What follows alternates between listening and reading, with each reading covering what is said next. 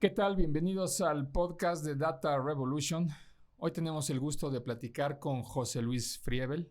José Luis es el Managing Director Internacional y Chief Growth Officer de Data Center Dynamics, conocido como DCD, con más de 18 años de experiencia liderando el desarrollo de eventos y marketing digital en el sector de centros de datos.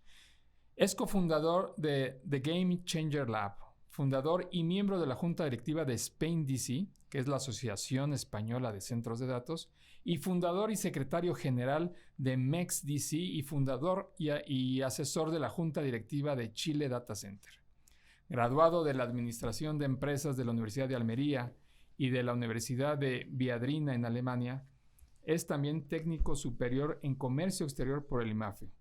José Luis es un orador frecuente en eventos de centros de datos, colaborador habitual en medios especializados y una figura influyente en la industria de España y Latinoamérica.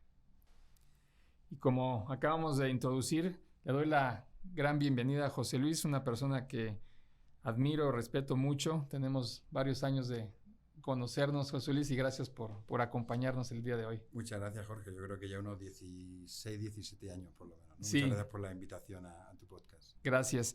Y bueno, a todos aquellos de ustedes que les interesa saber y conocer cómo ha crecido y evolucionado esta industria de centros de datos, no tenemos mejor invitado para explicar lo que se ha vivido pues a nivel global, José Luis. Creo que tienes una visión que te permite conocer diferentes culturas, diferentes países y cómo se ha ido evolucionando en este medio que pues empezó de ¿hace cuántos años empezó DCD?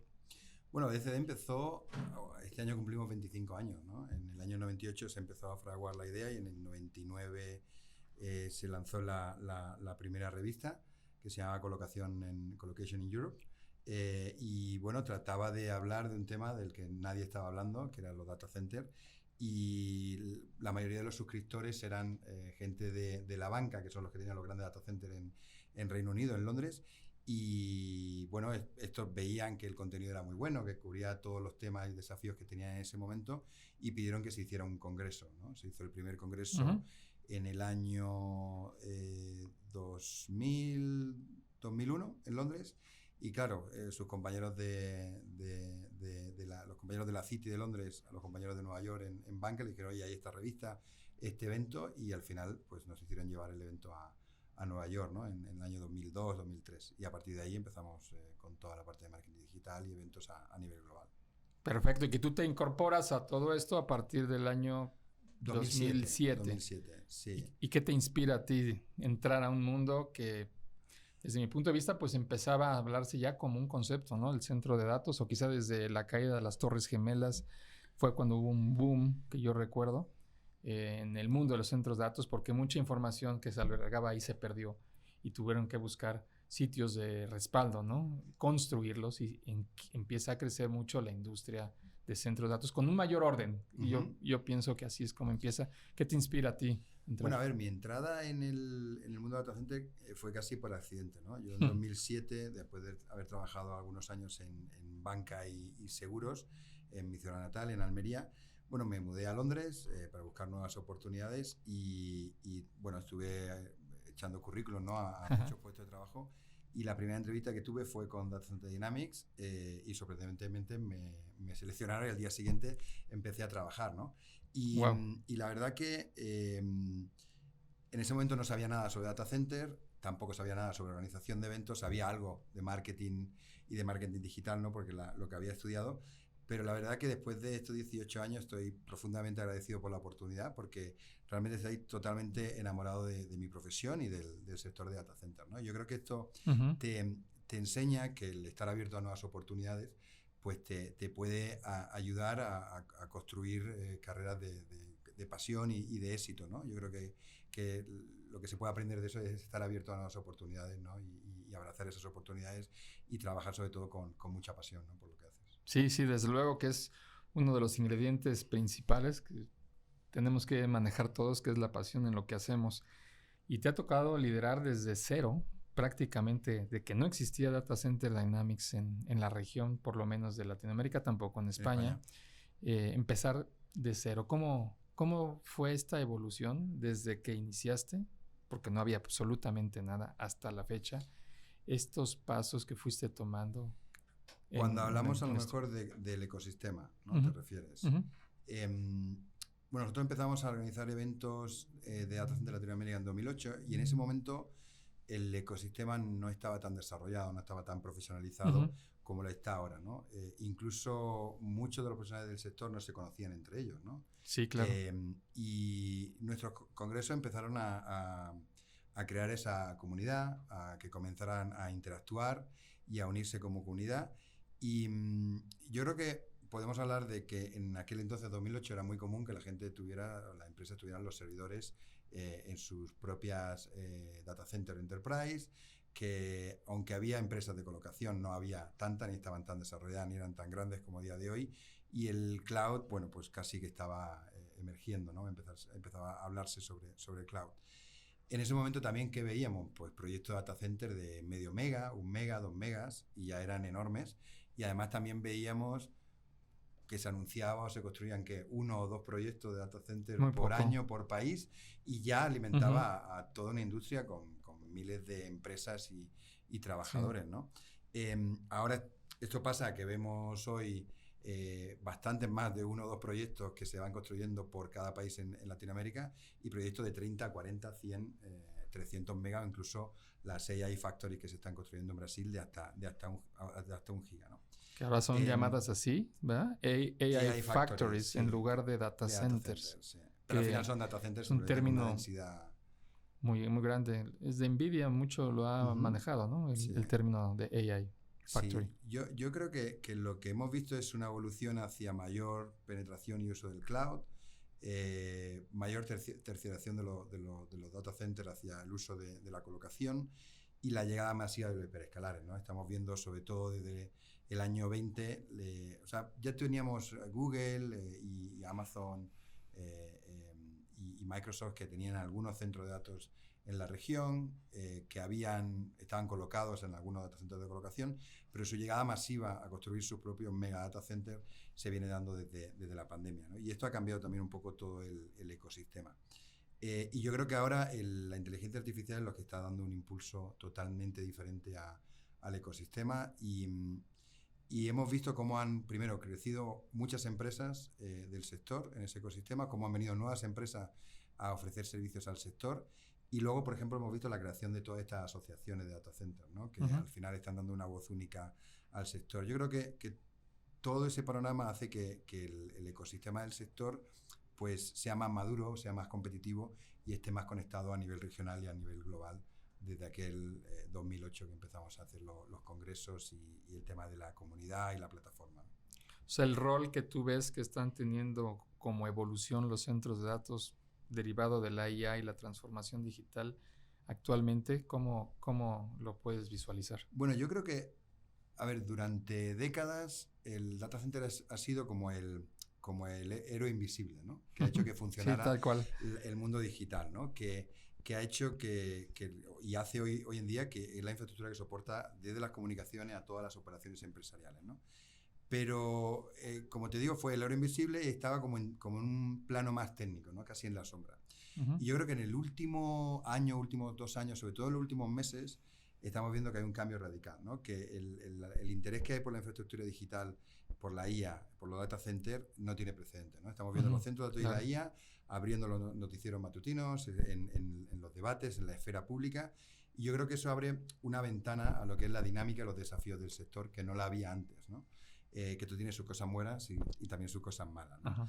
Que yo creo que luego hablaremos.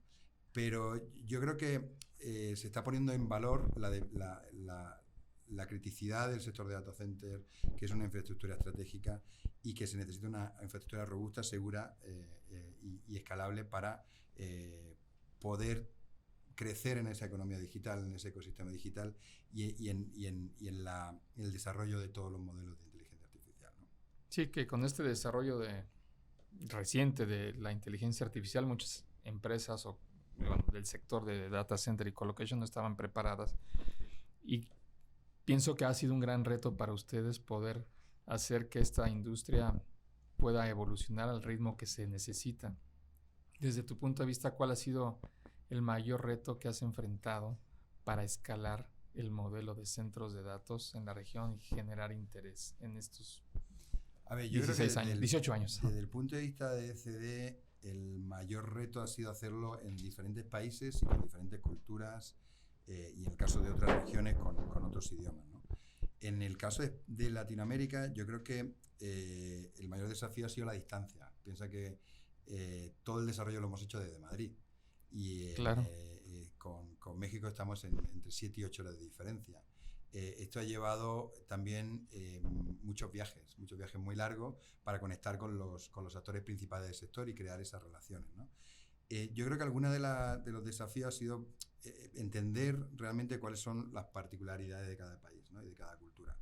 Pero yo creo que una de las cosas que hemos hecho bien es que hemos contratado a muchos profesionales latinoamericanos que residen en Madrid, ¿no? Y que nos han ayudado a entender mejor esa cultura local y cuáles son las diferencias entre los diferentes países, ¿no?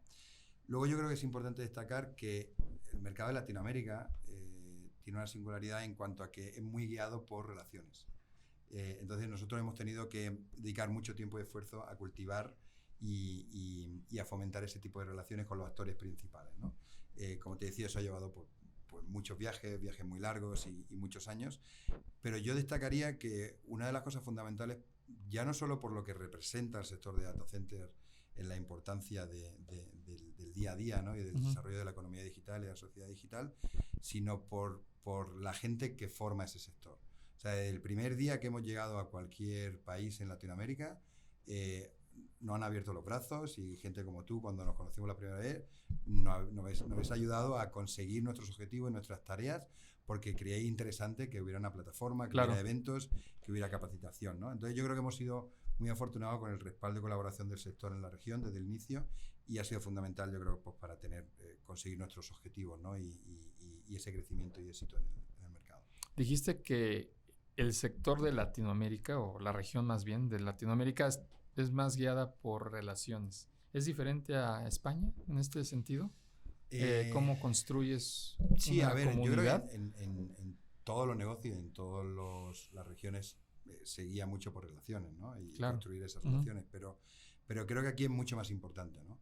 Que van a ver, o sea, ven el producto, ven el servicio, por supuesto ven la calidad y el precio, pero si tengo que elegir entre dos cosas, si tengo alguien que tengo confianza y que conozco, voy a ir más por esa persona. Quizá en otras latitudes pues va más, por ejemplo, en la India es mucho por el precio, aunque también por relaciones, ¿no? En Oriente Medio es mucho por la jerarquía y también por relaciones, y en otros sitios es más por la evaluación del producto, la calidad del servicio y la necesidad que tiene.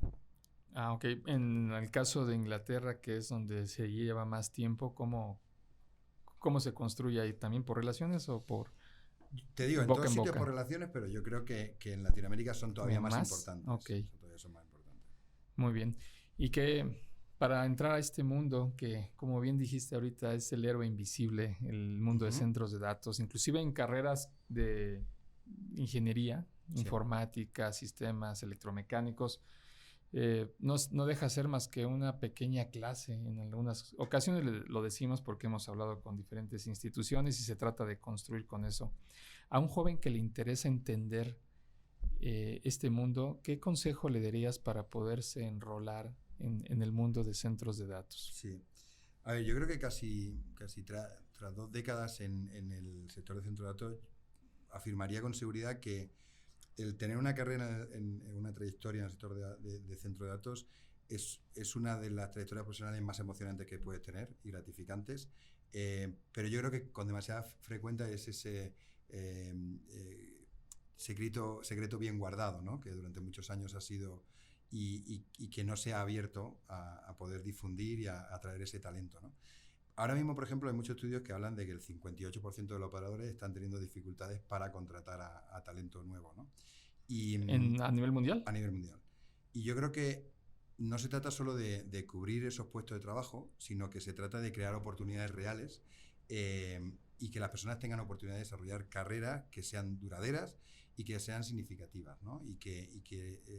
Porque al final lo que hay que explicar es que estas carreras que van a tener en el sector de data center tienen un objetivo, que es ayudar a tener el mundo conectado. Uh-huh. Y creo que eso es un objetivo muy bonito, ¿no? Para tener una carrera profesional. Yo creo que mi consejo sería, primero, tener en cuenta que tanto la economía digital, la transformación digital, el cloud, pero sobre todo la inteligencia artificial, tiene todavía para su adopción un recorrido de 10, 15, 20 años donde va a seguir creciendo muchísimo, que esto asegura que va a haber una demanda fuerte de profesionales y que, bueno, como esa demanda va a ser alta, hay que tener en cuenta que esto ofrece una posibilidad de pleno empleo, que es un sector que ofrece buenos salarios y que además son oportunidades de desarrollo profesional a largo plazo, ¿no?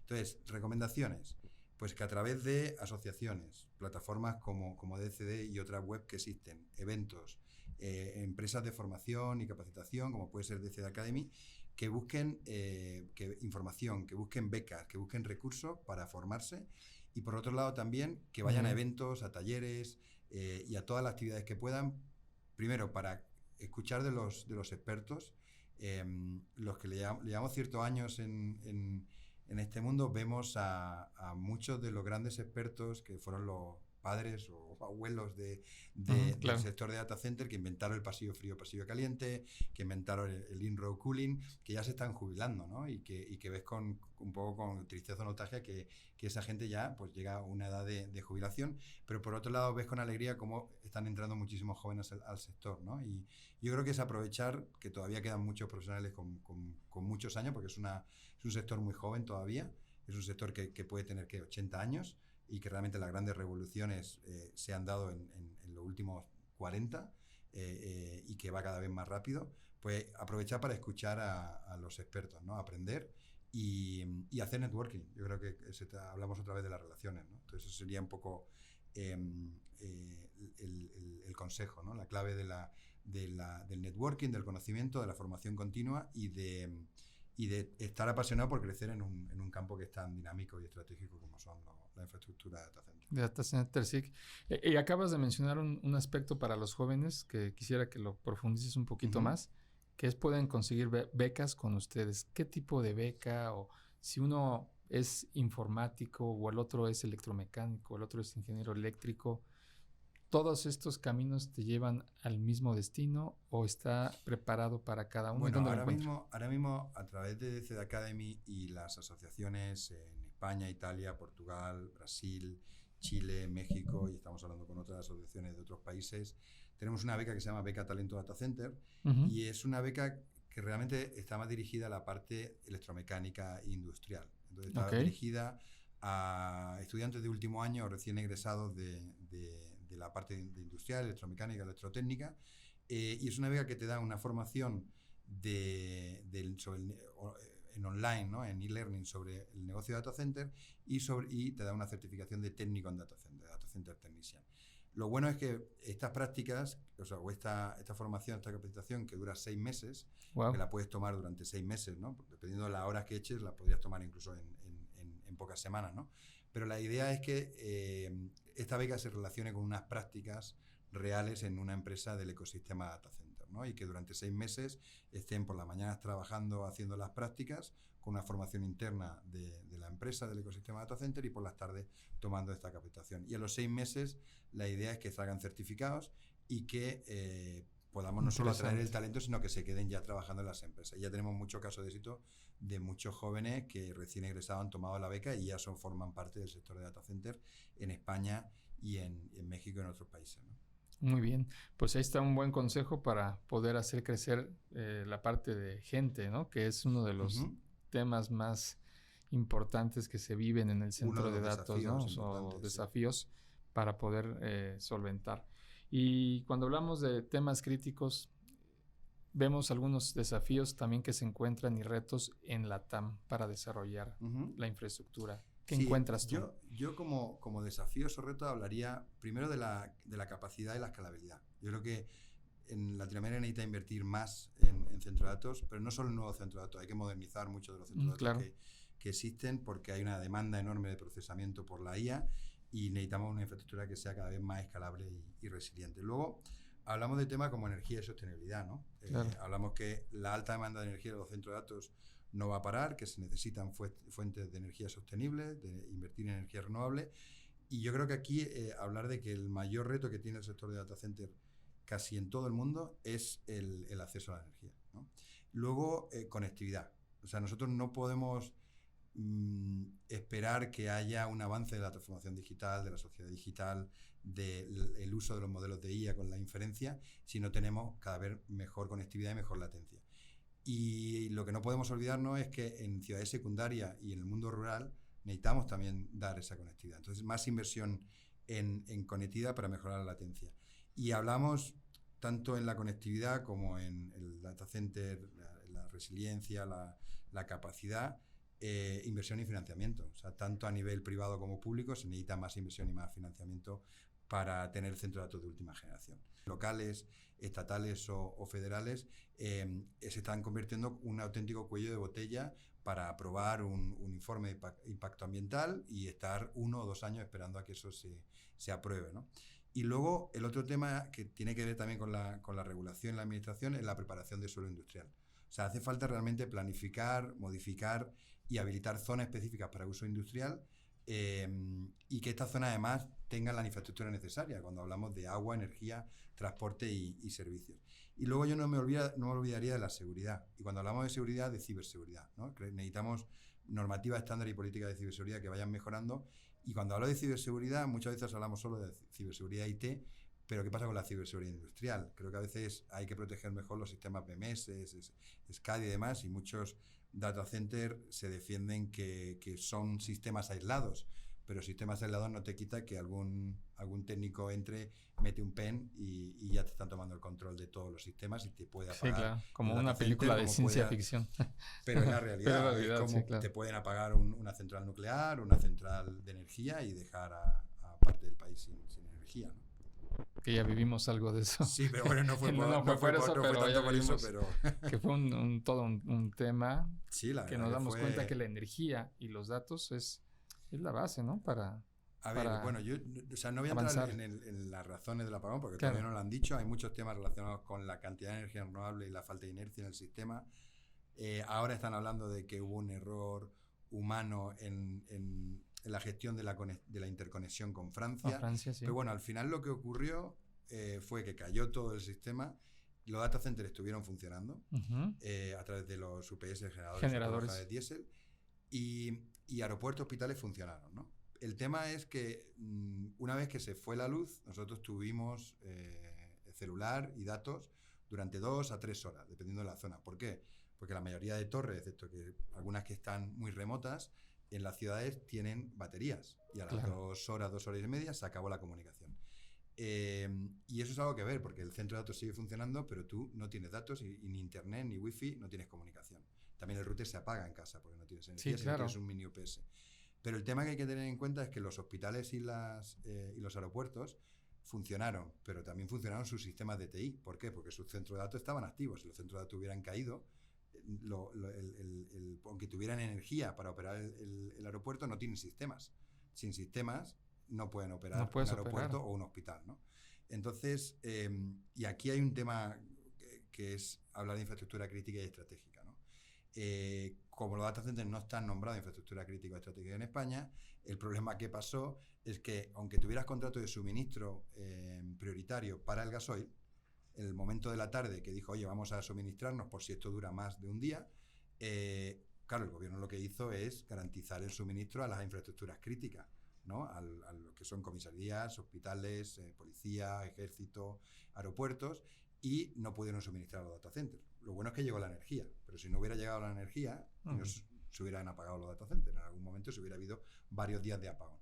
Y eso es algo que tienen que cambiar, porque hoy puede ser un apagón por un error o por un tema así, mañana puede ser por un ataque y pasado puede ser por una guerra. Entonces hay que estar preparado para que el data center sea una infraestructura crítica y estratégica, ¿no? Sí, ya tuvimos la oportunidad de ver varios videos, creo que en las redes, de cómo prepararse ante una eventualidad de este tipo, ¿no? Ya sea como bien comentas. La gente se fue a comprar radios y pilas y cosas. Yo agua. Me fui a tomar una cerveza a una terraza y luego me fui con mi hija al parque y cuando volví a casa había energía. O sea que no lo viví. No pude trabajar ese día mucho, pero no me lo tomé demasiado mal.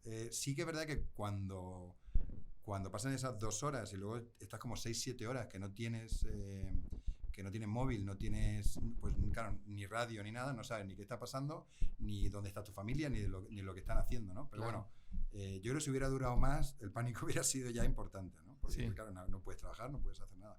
Y ahí de la importancia de la energía, la electrificación de los procesos y de la infraestructura data center, de los datos y de las telecomunicaciones, ¿no? Sí, que se ha vuelto ya un tema recurrente platicar de esto, ¿no?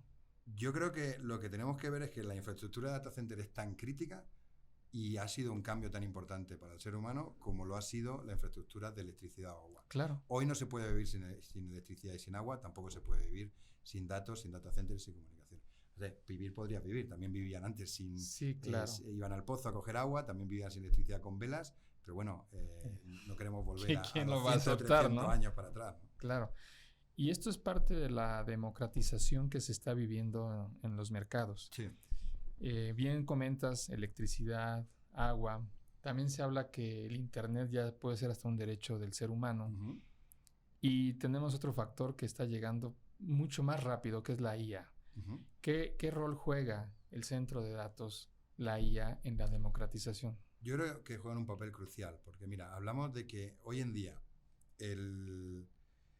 cuando hablamos de la carga de trabajo que tiene la IA, hoy en día el 90% es para el aprendizaje de modelos de IA. Y un 10% se está usando para la inferencia, que es el uso de esos modelos de IA. Hablan que para 2030, aunque yo realmente pienso más que para 2035, porque si pensamos en el cloud... 10 años, ok. Si pensamos en el cloud y vemos la adopción, ha sido un poco más lenta de lo que se vendió al principio sobre el cloud. Ha tardado más en adoptarse el cloud en ciertas regiones y en ciertas industrias o segmentos, ¿no? Pero creo que la IA va a ser más rápido que el cloud, pero tampoco va a ser en 5 años, ¿no? Pero lo que sí es verdad que entre 2030 y 2035 va a cambiar esos porcentajes. El 90% de las cargas de trabajo de la IA van a ser para el uso de esos modelos de IA y el 10% va a ser para el aprendizaje, ¿no? Y en ambos casos se necesita mucha computación, pero en el caso de la inferencia se necesita una baja latencia. Por lo tanto, los data centers tienen que estar cercanos a donde se va a usar esos modelos, donde se va a usar los datos. Entonces, al borde, que le llaman, ¿no? Claro, y no tiene que ser data center hecho o data center al borde, pueden ser grandes data centers, pero tienen que estar ubicados y haber una cantidad suficiente para el uso de estos modelos, ¿no? En todas las ciudades principales e intermedias. Entonces, yo creo que la calidad de la conectividad y la cercanía de los data centers van a ser muy necesarios para el uso de la inferencia de los modelos de IA. Luego hay otra tendencia que estamos viendo, que es la repatriación de los datos de la nube, de algunos datos críticos para infraestructuras locales o infraestructuras en colocación, para tener mayor control sobre los datos que vas a subir a modelos de IA privados, ¿no? Muchas empresas que hoy tienen en colocación o en nube algunos de sus procesos críticos o, por ejemplo, los desarrollos de producción de sus automóviles, cuando vayan a usar modelos para mejorar estos procesos, no lo quieren subir a una IA pública, porque eso puede estar en todos lados y no hay tanta conocimiento sobre el control de dónde pueden acabar tus datos. Entonces yo creo que por ahí hay una repatriación, no es que vaya a disminuir el consumo del cloud, pero se va a usar de forma diferente y ciertos datos van a estar más o en infraestructuras locales o en colocación, y creo que ahí hay un negocio importante que es la venta de computación, ¿no? El acceso a los GPUs va a ser complicado por la producción, que yo creo que lo van a incrementar en los próximos años, pero yo creo que los modelos de IA privados o va a ser un negocio importante para ciertas empresas y para el sector de colocación. Sí, bueno, es uno de los sectores de colocación, pues, de los más importantes. No veo yo mucho desarrollo, no sé si tú los conozcas, en Latinoamérica, de fábricas de IA. Bueno, mencionabas ahorita algunos. Se ha escuchado que en el Medio Oriente se piensa hacer una gran inversión de una fábrica de IA, quizá de las más grandes del mundo, y hay muchos retos energéticos. ¿Cuál es el reto que encuentras en Latinoamérica para hacer que la IA y la energía puedan ser un reto que se pueda resolver? Yo creo que es uno de los retos principales, ¿no? Yo creo que en la mayoría de los países de Latinoamérica quizás el único que podríamos salvar por el momento en tema de energía es Brasil. Brasil. Okay. Pero yo creo que no estamos lo suficientemente preparados en la región para tener la energía suficiente, o por lo menos no tenerla en las ubicaciones donde se necesitan. Y luego también hay que hablar del mix energético de la región, ¿no? Yo creo que ese mix hoy no garantiza que tengamos un acceso a renovable, que tengamos un coste efectivo y sustentabilidad, y también que tengamos la inercia suficiente en el sistema para dar esa energía a la producción de los modelos de IA y la computación, ¿no? Y yo, en la parte de energía, hablaría dos temas fundamentales. Uno es la soberanía energética y la estabilidad del sistema eléctrico. Yo creo que es fundamental en un momento geopolítico como el que estamos ahora en el mundo. Y el segundo, el coste de la energía. O sea, el coste de la energía cada vez va a ser más relevante para las decisiones de dónde se instalan las industrias y los data centers, porque no nos olvidemos que las industrias tradicionales también están yendo hacia la electrificación. Entonces también van a requerir energía. También estamos hablando de los coches eléctricos, estamos hablando de muchos avances que van a gastar energía. Entonces la energía va a ser cada vez más relevante. Y el coste de la energía, con todo el tema de los aranceles, pues también va a ser importante, ¿no? Tener un coste de energía para poder producir, ¿no? Y producción también es producción de datos, ¿no? Y soberanía de los datos, ¿no? También. Y soberanía de los datos. Yo creo que una de los temas con la IA también viene la soberanía. Yo creo que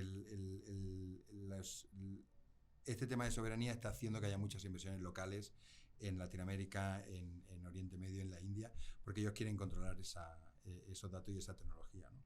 Yo creo que la expansión y adopción de la IA al final requiere de mayor inversión en infraestructura eléctrica, requiere de mejora en la red de transporte y distribución, y requiere que haya un suministro que sea estable, confiable y asequible también en costes, ¿no? Entonces yo creo que planificación, ejecución, inversión en la parte de energía, ¿no? Y yo creo que la otra tendencia que podemos hablar es el tema de data center of grid, ¿no? O sea, yo estoy esperando energía. ¿Qué es eso? No tengo energía, pues vamos a generar la energía, autogeneración, generación in situ, ¿no? ¿Cogeneración? Cogeneración, luego hablaremos a lo mejor en cuáles de estas tecnologías son tecnologías emergentes, pero porque no podemos esperar a que se mejoren las redes, si no vamos a perder inversiones. Y hemos visto ya en algunos países de Latinoamérica la cancelación o la pérdida de inversiones en data centers, claro. Porque no tienen la energía, porque le aseguran tener una energía, pero a 4 o 5 años. 4 o 5 años eso ya tiene que estar construido y operando hacia 3, ¿no? Entonces, la independencia energética, las soluciones de generación o autogeneración, la generación local, yo creo que van a ser claves para garantizar, pues eso, la continuidad y desarrollo del sector en la región, y que además sea un sector fuerte para poder instalar la IA en la región, ¿no? Perfecto. Y en la región, yo, ahorita que lo comentas, me he dado cuenta que desde hace más de 5 o 6 años se hablaba del mundo Edge. Tuvimos nosotros la oportunidad de que para un proyecto en Alemania, hace más de 5 años, Alemania a través de España nos invitaron a un diseño de un proyecto Edge que ya está prácticamente terminado. Sin embargo, aquí se habla en Latinoamérica mucho de Edge, y no sé si tú compartas que estamos un poquito lejos de poder avanzar en el mundo de Edge, y para qué nos puede servir tener infraestructura al borde, que le llaman. Yo creo que el Edge llevamos hablando ya 5, 6, 7, 8 años. Y igual que empezamos a hablar del cloud y la adopción fue poco a poco, igual que estamos hablando de la IA, y bueno, la adopción va a ser quizás más rápida, porque cada vez que surge una tecnología se adopta mucho más rápido que la anterior, pero creo que el Edge, su momento es ahora, con la llegada de la inferencia, ¿no? En los próximos 5 años. O sea, para que la ciudad intermedia y rurales tengan especial acceso a la inferencia en la inteligencia artificial, lo que hablamos antes es que necesita una baja latencia. La baja latencia no es solo invertir y mejorar en conectividad, también es tener un data center cercano, un data center edge, ¿no? Al final, los modelos de IA para que funcionen en tiempo real de manera efectiva solo es posible si hay centros de datos ubicados cerca de donde se produce el dato, y si hay buena conectividad. O sea, para democratizar el IA se van a necesitar estos edge computing y mejora de la conectividad, ¿no? ¿Algún país de Latinoamérica que veas que esté marcando la pauta en la región puede ser con Edge, en centros de datos, en planeación, Pues en mira, estructura? o sea, yo creo que una de las cosas por las que se está utilizando no el Edge, sino Data Center en container y modulares son Container. porque son mucho más rápidos de implementar y cuando no se necesitan grandes capacidades de cómputo y tal, se están implementando mucho, sobre todo en gobierno, en enterprise y demás, ¿no? Y se están haciendo en Panamá, en Guatemala, lo vemos en Perú, en Colombia. Pero la verdad que en México sí que hay bastantes proyectos que se están haciendo con data center en container y modulares, pues en Hermosillo y en otras partes de la República. Y ahora mismo lo están haciendo para vender esos espacios de servidores y colocación en retail, pero mañana estarán perfectamente ubicados para ampliar esos edge y darlos para IA, ¿no? Y se está haciendo también mucho para la parte de telecomunicaciones. ¿Ves con la visión global que te ha tocado vivir en Medio Oriente? Ya hablaremos ahorita de África. ¿Qué planes pueden tener ustedes para África, la India? ¿Cuál es la tecnología emergente que ves más dominante ahorita que esté surgiendo? Bueno, yo creo que el tema es que la inteligencia artificial lo que va a hacer es redefinir todo el diseño y la operación de los centros de datos, yo creo que en los próximos 5 a 10 años, como hablábamos, ¿no? Ok. Primero está el ámbito del uso de los GPUs y los servidores especializados en IA, que está haciendo que incremente significativamente la densidad de computación por rack y por lo tanto el calor disipado. Esto nos lleva a nuevos sistemas de refrigeración. La refrigeración por aire ya no llega a poder disipar el aire de esas densidades por rack. Por lo tanto, una de las tendencias emergentes, refrigeración liquid cooling y refrigeración por inmersión. Pero estos tipos de refrigeraciones cambian también los diseños, la construcción y la operación de los centros de datos, ¿no? Y luego, por otro lado, hablábamos antes de la generación in situ, de la autogeneración o la congeneración, ¿no? Lo que hablamos de modelos fuera de la red, de modelos off-grid de data center. Hablábamos, no se pueden mejorar las redes a tiempo para muchas inversiones, tenemos que generar nuestra propia energía. ¿Qué tecnologías estamos hablando? Pues estamos hablando de pilas de combustible, suministro de hidrógeno, de sistemas geotérmicos mejorados y sobre todo tecnología de cogeneración con ciclo combinado de gas. Esto es muy interesante para México por el precio del gas. No lo podrías hacer en España porque aunque lo tiene el aeropuerto de Barajas, es muy caro, pero es muy crítico tener el aeropuerto funcionando. Pero para México sí va a ser interesante. Yo creo que vamos a ver cada vez más desarrollo de cogeneración con gas por el precio del gas. Pero otra de las tecnologías es los SMR, los Small Modular Reactor, los mini reactores nucleares, que ahora mismo están en diseño. Hitachi Vantara, General Electric, muchas compañías están haciendo sus propios modelos. Creo que hay más de 40 o 50 empresas que están haciendo su modelo de reactores modulares. Y son reactores que van desde poder instalar 50 a 100 megas, por ahora hasta los 300 megas, que están tardando más o menos un par de años para construirlos. Y los primeros SMR de nucleares para data center se van a dar en Estados Unidos y en China y se espera que estén operando en 2030. El problema con esto es el licenciamiento, el apoyo general, ¿no?, de la sociedad a la energía nuclear en ciertos países, y en ciertos países que esas licencias no se van a dar y están en contra, ¿no?, de esta energía, ¿no? Pero creo que es una energía que es limpia. Cuando ves estudios, la comparas con la energía eólica o la energía solar y son más limpias que la energía renovable. Cada vez tienen mayor control de los residuos. Incluso cuando hablamos de energía nuclear, el residuo, ellos solo están usando el 10% y hacen un 90% de residuos. Pues ahora hay tecnologías que usan ese otro 90%. ¿Y qué es lo que pasa? Que todos los residuos que tienen almacenados los van a poder utilizar con esas nuevas tecnologías, ¿no? Pero yo creo que la opción clave para garantizar una energía limpia, sostenible y local es ir a la autogeneración, ¿no? Autogeneración con renovables. A ver, están las torres de sal que acumulan hasta ciertos megas, pero las baterías de almacenamiento hoy en día no están suficientemente desarrolladas como para tener un 24/7 de energía si estás en un sitio donde normalmente siempre hace sol, pero hay 2-3 días que de repente no hay sol, pues ahí el data center no puede estar operando si no tiene. Pero estas baterías yo creo que en los próximos 5 o 10 años se van a evolucionar. Litio también, ¿no? Y vamos a poder ver también autogeneración con solar o eólica y poder almacenar la parte que no estemos usando para poder suministrar cuando no estén produciendo energía solar o eólica, ¿no? Entonces yo creo que integración de nuevas tecnologías de refrigeración, inversión en generación de energía específica, y yo creo que son algunas de las tendencias principales, ¿no? Y la otra, la IA en sí, para operar. O sea, la automatización y la operación del data center a través de la IA también va a ser un tema recurrente en las conversaciones del sector. Excelente.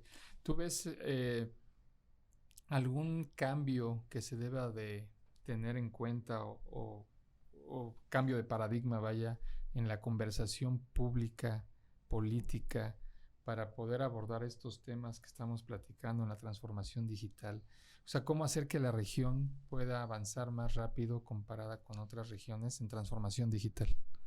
A ver, yo creo que en el tema de la opinión pública, de la conversación público-privada o público con el sector, uno de los principales retos o cambios es la percepción del sector de data center.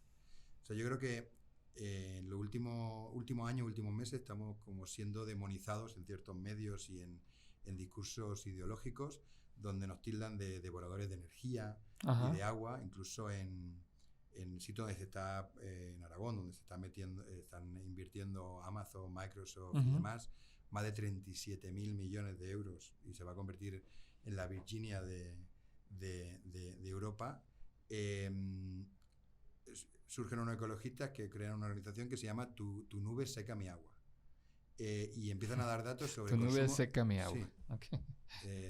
Your river dry...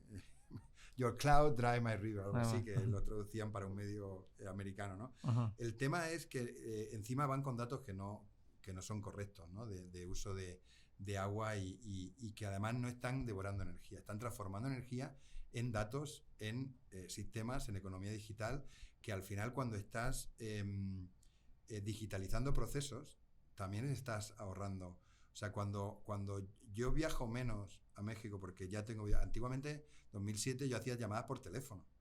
Y yo hasta que no venía a un evento no veía la cara de la gente con la que hablaba. Hoy en día hacemos videollamadas. Entonces, se han recortado los viajes. Hay muchos procesos que antiguamente hacíamos más manuales que hoy se han transformado con la digitalización. Y esto es gracias a los data centers. Entonces, estamos descarbonizando de alguna forma, y aparte los data centers son 100% con energía renovable. Normalmente buscan... o sea, ¿cuántas conversaciones has tenido tú en tantos congresos durante años donde realmente la gente están preocupadas por ser más sustentables, más eficientes? La Directiva Europea de Eficiencia Energética en Data Center, ¿quién la ha creado? Viene del sector, viene de la Asociación Europea de Data Center, y no viene del gobierno, viene del propio sector. Creo que es un sector que está realmente preocupado y que hace... lleva a cabo procesos y lleva a cabo mejoras en tecnología para ser más eficiente. Entonces, yo creo que hay que entender que las infraestructuras de data centers son estratégicas, que son críticas, que son parte del progreso de la economía, de la sociedad y de la tecnología, y que contribuimos mucho al PIB, a la generación de empleo, a mejorar la calidad de vida de las personas y en sus procesos digitales. Yo hablaría de los data centers como un sinónimo de progreso y de riqueza, ¿no? Y en este caso, creo que la sociedad en general, los gobiernos, tienen que entender que no son devoradores de energía y de agua, que realmente son un impacto positivo a la economía, que mejoran la infraestructura del país, mejoran la conexión a Internet, mejoran los sistemas de energía, lo hacen más eficientes. Al final, los data centers dentro del sistema de energía ayudan a la inercia del sistema, ¿no? Y, por supuesto, cuando hablamos de los servicios digitales, no olvidemos que tanto los servicios digitales de hoy como los del futuro con la IA van a ser esenciales en salud, en educación, en comercio, en administración pública. Y creo que al final tenemos otro tema, que es con este crecimiento vamos a poder retener también a los jóvenes y al talento, y que no se vayan a otras regiones o países. El data center crea también emprendimiento y crea riqueza a través de ese emprendimiento, ¿no? Entonces yo creo que tener data center al final significa también tener un ecosistema innovador y un empleo de calidad, ¿no? Entonces yo creo que lo que hay que promover es la colaboración público-privada, donde la opinión pública y el gobierno entiendan cuál es el rol estratégico de los data centers, que además entiendan cuáles son los datos reales de lo que consumen y de su impacto, y aprovechar todo el potencial que tiene el sector. Y yo creo que hay que difundir más y demostrar más el bienestar que da a la sociedad y a la región en general los data centers. Sí, bueno, aquí podríamos seguir hablando de muchos temas con José Luis, que nos podríamos seguir horas y horas. A mí me llama mucho la atención lo que pasa y quiero conocer tu punto de vista. Particularmente en España se están desarrollando muchos centros de datos. ¿Qué deberíamos de aprender o por qué es un punto neurálgico? ¿Hay cables submarinos? ¿Es un punto? ¿Qué hace particularmente diferente a Francia y a otros países de la Comunidad Europea a España? Bueno, a ver, en Europa tienes los mercados FLAP-D, que se conoce, que son Frankfurt, Londres, Ámsterdam, París, y la D añadida ahora de Dublín.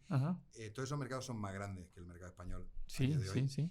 Pero cuando hablamos del sur de Europa, España está trayendo mucha inversión y en su porcentaje está creciendo más que el resto de ese mercado FLAP-D, básicamente por ubicación estratégica. Estamos en un punto donde tenemos Europa, África, Asia y América. Estamos en un punto muy central. Luego, conectividad. Primero, tenemos más de 30 cables submarinos llegando a la península ibérica. Wow. Somos el tercer país mejor conectado a nivel de fibra óptica terrestre a nivel mundial. Tenemos energía renovable, una de las mayores del mundo, con un precio de la energía mucho más bajo que el resto de Europa. Okay. Luego hay otra cosa que las empresas de tecnología también buscan, que es calidad de vida. Hay calidad de vida y hay mucho sol, hay mucho viento y por eso también hay mucha energía renovable. Yo creo que esos son un poco el porqué. El otro tema es que el desarrollo de los mercados europeos ha llegado a un punto donde hay sitios que o no tienen energía o ya no le dan permiso, como Ámsterdam, porque no tienen ya más suelo para construir. Todos esos mercados están creciendo, quizá excepto Holanda, excepto Ámsterdam, pero en España el tema también es que ya habían abierto las nubes y los data centers para la inferencia de la IA ya estaban invirtiendo en el centro y norte de Europa. Faltaba el sur. Y la elección de España es por todo esto, pero porque ya era el momento donde la adopción del cloud era mucho más madura en el sur de Europa y por las latencias se necesitaba más inversión. Cuando llegaron a invertir a Londres, los hiperescalares o los colocación, venían por el tema de la transformación digital, el cloud. Estas inversiones en España están siendo más del doble de lo que serían de normal, porque cuando ya te haces una inversión, estás pensando a 10, 15 años y lo están pensando por la IA. Meta va a construir en Talavera de la Reina uno de los data centers más grandes para IA y metaverso fuera de Estados Unidos. Y yo creo que todo eso es por ese ecosistema, ¿no? Hay también mucho nivel de la ingeniería, de las empresas formadas en tecnología, grandes tecnológicas también allí basadas, pero yo creo que ha sido un cúmulo de circunstancias, ¿no? De casualidades. No ha sido tanto por ser el propio país el querer atraer esas inversiones. Y yo creo que ahora mismo, como pasa un poco aquí, la parte de ciertos estados entienden muy bien esa atracción de inversión. Allí hay ciertas comunidades autónomas también, quizá el gobierno central en España y el gobierno federal aquí todavía no entiende muy bien la importancia del sector, ¿no? Y podría hacer un poco más para el acceso a la energía, para incentivos, ¿no? Por ejemplo, si hablamos yo sé que estamos hablando de España, pero si hablamos de Latinoamérica, Brasil está liderando el mercado. Siempre ha liderado por su tamaño en un 50% del mercado, pero hoy es un 60%, ¿no? Y si hablamos de nuevas inversiones, el 70% de las nuevas inversiones de data center en la región van a Brasil. ¿Por qué? Tamaño de mercado, eso siempre ha sido así. Pero es que están invirtiendo en desarrollar su infraestructura, en renovables, en conectividad y el marco regulatorio. O sea, no sé si habéis visto la noticia, pero el ministro de Hacienda de Brasil, Fernando Haddad, acaba de eximir todos los impuestos federales a inversiones en tecnologías relacionadas con data center y IA. Y lo que ha hecho es irse a Londres, irse a Silicon Valley, irse a Oriente Medio a atraer inversiones. Y espera que en los próximos 10 años se inviertan 352.000 millones de dólares en data center y IA. pero que, como él dice, no va solo al sector de data center, va al sector de la construcción, de la telecomunicación y de todos los servicios Porque impacta alrededor de la inteligencia artificial. Claro. ¿No? Si hablamos de México, pues segundo destino de inversión en la región, ha perdido algo de fuerza, aunque ha crecido mucho y tiene muchas inversiones comparado con antes de la pandemia. En los últimos 2 años ha perdido algunas inversiones contra Brasil, precisamente por este marco regulatorio y por esa energía renovable y por esa conectividad, ¿no? Pero sigue siendo un país que tiene mucho potencial, pero que tiene que mejorar la regulación, tiene que hablar de incentivos, necesita mejorar el acceso a energía o facilitar la generación. La autogeneración, la cogeneración. Transmisión también. Claro, las redes de distribución, la transmisión, energía renovable. Y bueno, luego tienes países como Chile, Colombia, Perú, que están haciendo algunas cosas, tienen algunas inversiones, pero yo destacaría Chile, ¿no? Que tiene muchas políticas de innovación y ahora mismo está trabajando en el Plan Nacional de Data Center. Y si hablas de otras regiones, pues puedes tomar ejemplo, por ejemplo, la India. La India tiene un Plan Nacional de Data Center. Wow. Y tiene acuerdos con Estados Unidos, con NVIDIA, para garantizarse, como ha hecho también ahora Emiratos, un número de GPUs al año para poder desarrollar su inteligencia artificial en el país, ¿no? Y ahí estamos hablando que están invirtiendo muchísimo en renovables, están invirtiendo 20 gigas en nuclear en la India. Están mejorando la estabilidad de la red, han mejorado su red de transmisión por 3 en los últimos 5 años, ¿no? Teníamos muchos temas en la India de la inestabilidad de la red y los apagones y las caídas.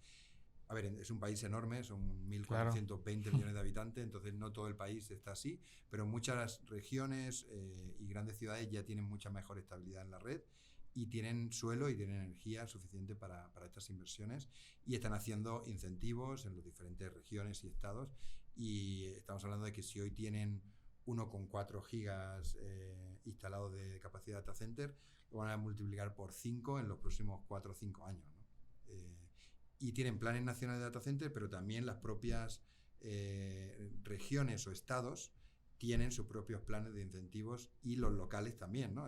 Hablas de India, pero hablas de la región de Maharashtra o algo así, no sé muy bien cómo lo pronuncian, pero dentro de eso también la propia ciudad de Mumbai tiene planes para apoyar los data centers. Entonces, creo que se puede aprender de esas historias de éxito como la de Virginia, historias de éxito como el Plan Nacional de Data Center que se están haciendo en Chile, o como la exención de impuestos en Brasil, o el Plan Nacional en India o en otros sitios, ¿no? Excelente. Bueno, pues ahí tienen la visión de José Luis Friebel, que con todo lo que nos ha platicado, le quiero agradecer que nos haya acompañado en este podcast de Data Revolution. Recuerden que los datos es la gasolina que hoy mueve el mundo. ¿Qué viene para...? El petróleo del siglo XXI. El petróleo, claro.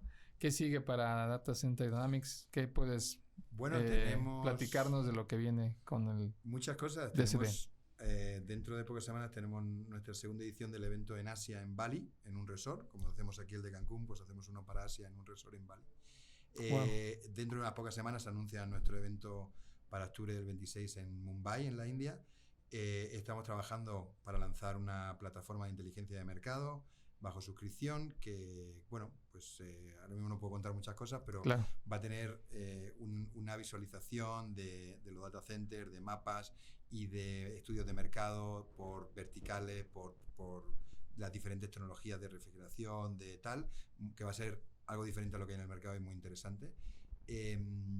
Y ya trabajando con, por lo menos el equipo en España y Latinoamérica, trabajando con mucha ilusión el Congreso de Cancún para este final de septiembre.